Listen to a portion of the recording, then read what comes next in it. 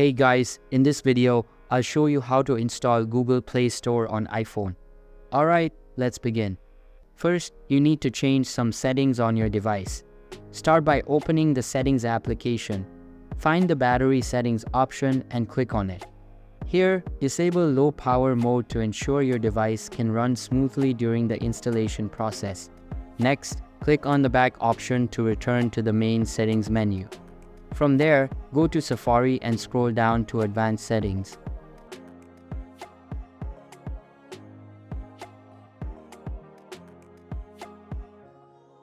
Disable Block all cookies to allow for proper functionality while downloading.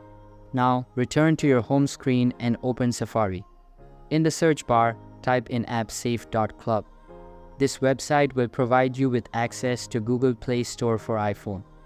Follow the on-screen instructions carefully to download the app. Once the download is complete, check your home screen for the newly installed app. Open the app to start downloading Android applications onto your iPhone. So that's basically how you can install Google Play Store on iPhone. And that's it for this video. If you find this helpful, consider subscribing and giving this a big thumbs up. Thanks.